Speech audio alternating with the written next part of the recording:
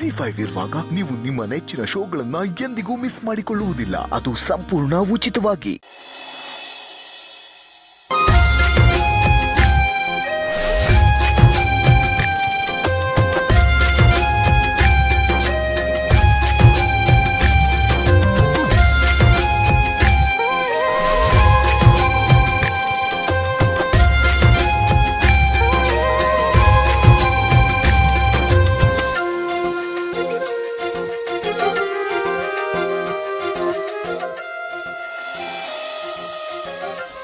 ಸಾರಿ.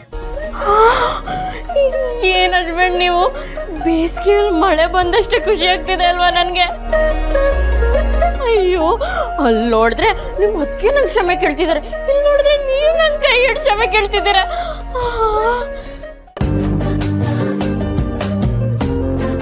ನಡೆದಿರೋ ವಿಷಯದ ಬಗ್ಗೆ ಸರಿಯಾಗಿ ತಿಳ್ಕೊಳ್ದೆ ನಿಮ್ಮನ್ನು ಬೈದೆ, ಅದಕ್ಕೆ ಸಾರಿ ಕೇಳ್ತಿರೋದು. ಆದ್ರೂ ನೀವ್ ಈ ತರ ಸಾರಿ ಕೇಳಿದ್ರೆ ನಾನು ಒಪ್ಪಲ್ಲ ಹಸ್ಬೆಂಡು. ಮತ್ತೆ ಯಾವ ಥರ ಕೇಳ್ಬೇಕಾ? ಪ್ರೇಮ ನಿವೇದನೆ ಮಾಡೋರು ಮಂಡಿಯೂರಿ ತನ್ನ ಮನ್ಸಲ್ಲಿರೋ ಪ್ರೀತಿನ ಹೇಳ್ಕೊಡ್ತಾರಲ್ವಾ, ಹಾಗೆ ನೀವು ಹೇಳಿ. ಕೇಳಕ್ಕೂ ಚೆನ್ನಾಗಿರತ್ತೆ, ನೋಡಕ್ಕೂ ಚೆನ್ನಾಗಿರತ್ತೆ. ಏಯ್, ಓವರ್ ಆಯ್ತಿದು. ಅಲ್ಪಂಗ ಐಶ್ವರ್ಯ ಬಂದ್ರೆ ಅರ್ಧ ರಾತ್ರಿ ಇಲ್ಲಿ ಕೊಡ ಹಿಡಿದ್ನಂತೆ.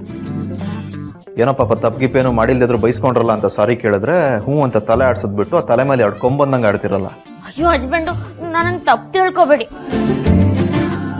ನೀವಂತೂ ನನ್ನನ್ನು ಹೆಂಡತಿಯಾಗಿ ಒಪ್ಕೊಳ್ಳಲ್ಲ. ಕೊನೆ ಪಕ್ಷ ಈ ತರ ಪ್ರೇಮ ನಿವೇದನೆ ಮಾಡಿಸ್ಕೊಳ್ಳೋಣ ಅಂತ ಅನ್ಕೊಂಡೆ ಅಷ್ಟೇ. ಹಿಂಗೆ ಮಾತಾಡಕ್ಕೆ ಏನು ಕಮ್ಮಿ ಇಲ್ಲ. ಈಗ ಪ್ರೇಮ ನಿವೇದನೆ ಮಾಡ್ತೀರಾ ಅಥವಾ ಮಂದಿ ಊರಿ ಕ್ಷಮೆ ಕೇಳ್ತೀರಾ? ನಿಮ್ಮ ಆಯ್ಕೆ, ಹೇಳಿ. ಅದು ಎಲ್ಲಿಂದ ಗಂಟು ಬಿದ್ರಿ ನೀವು ಈ ಥರ ಟಾರ್ಚರ್ ಕೊಡ್ತಿದ್ದೀರಲ್ಲ? ಅಯ್ಯೋ ಹಸ್ಬೆಂಡು, ಮರ್ತ್ಬಿಟ್ರ?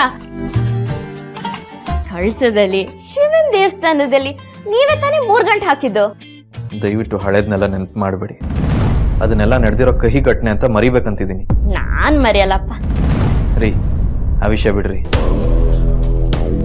ಇಷ್ಟು ದಿನ ನಮ್ಮ ಅದಕ್ಕೆ ಸರಿ ಇಲ್ಲ ಅಂತ ಅವ್ರ ಮೇಲೆ ಕೆಂಡ ಕಾರ್ತಿದ್ರಲ್ಲ, ಇವತ್ತು ಅವರೇ ನಿಮ್ಮ ಹತ್ರ ಬಂದು ಕ್ಷಮೆ ಕೇಳಿದ್ರು. ಇದಕ್ಕೇನು ಹೇಳ್ತೀರಾ? ಅಯ್ಯೋ, ಅವ್ರು ತಪ್ಪು ಮಾಡಿದ್ರು, ಅದಕ್ಕೆ ಕ್ಷಮೆ ಕೇಳಿದ್ರು, ಅದ್ರಲ್ಲಿ ಏನಿದೆ? ನೋಡಿದ್ರಾ, ಇದೇ ತಪ್ಪು ಮಾಡ್ತಾ ಇರೋದು ನೀವು. ನಮ್ಮ ಅತ್ತಿಗೆಗೆ ನಿಮ್ಮ ಹತ್ರ ಕ್ಷಮೆ ಕೇಳೋ ಅವಶ್ಯಕತೆನೇ ಇರಲಿಲ್ಲ. ಆದರೂ ಅವ್ರು ಮುಜುಗರ ಬಿಟ್ಟು ನಿಮ್ಮ ಹತ್ರ ಕ್ಷಮೆ ಕೇಳಿದ್ರು. ಅದು ಅವ್ರ ದೊಡ್ಡ ಗುಣ. ಅದು ನಿಮಗೆ ಅರ್ಥ ಆಗ್ತಾ ಇಲ್ಲ. ಯಾವಾಗಲೂ ಅವ್ರ ಬಗ್ಗೆ ನೆಗೆಟಿವ್ ಆಗಿ ಯೋಚನೆ ಮಾಡ್ತಾ ಇರ್ತೀರ. ಅದನ್ನ ಮೊದಲು ನಿಲ್ಲಿಸಿ. ನಿಲ್ಸಕ್ಕಾಗ್ಲಿಲ್ಲ ಅಂದ್ರು ಸ್ವಲ್ಪ ಕಡಿಮೆ ಮಾಡ್ತೀನಿ ಬಿಡಿ ಹಸ್ಬೆಂಡು. ಹಾಗೆ ನಿಮ್ಮ ಅತ್ತಿಗೆ ವಿಷಯದಲ್ಲಿ ನೀವು ದುಡ್ಕೋದು ನಿಲ್ಲಿಸಿ. ಏನಾಯ್ತು ಅಂತ ವಿಷಯ ತಿಳ್ಕೊಂಡು ಆಮೇಲೆ ಮಾತಾಡಿ. ದುಡುಕಿ ನಿಮಗೆ ಬೈದಿದ್ದಕ್ಕೆ ಸಾರಿ ಕೇಳಿದ್ನಲ್ವಾ? ನಂಗೆ ಸಾರಿ ಕೇಳೋದು ಮುಖ್ಯ ಅಲ್ಲ. ಈ ಥರ ಮಾತಾಡ್ತಾರೆ ನಿಮ್ಮ ಅತ್ತಿಗೆಗೂ ಬೇಜಾರಾಗುತ್ತಲ್ವಾ? ಅರ್ಥ ಆಯ್ತು. ಇನ್ಮೇಲೆ ಯೋಚನೆ ಮಾಡಿ ಮಾತಾಡ್ತೀನಿ ಬಿಡಿ. Thanks husband. ಅದೆಲ್ಲ ನೀವೇ ಇಟ್ಕೊಳ್ಳಿ. ಇದೇ ನೆಪ ಇಟ್ಕೊಂಡು ತಪ್ಕೊಳಕ್ಕೆಲ್ಲ ಬರಬೇಡಿ. ನಿದ್ದೆ ಬರ್ತಾ ಇದೆ ನಂಗೆ. ಮಲಗ್ತೀನಿ, ನೀವು ಮಲಗಲ್ವಾ? ಅಯ್ಯೋ ಹಸ್ಬೆಂಡು, 1 ನಿಮಿಷ ಇರಿ, ನಿಮ್ಗೇನೋ ತೋರಿಸ್ಬೇಕು, ತಗೊಂಡ್ ಬರ್ತೀನಿ. ಇಲ್ಲೇ ನಿಂತ್ಕೊಳ್ಳಿ.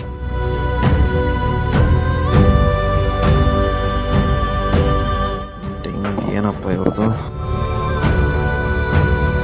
ಇಲ್ಲ ನೋಡಿ.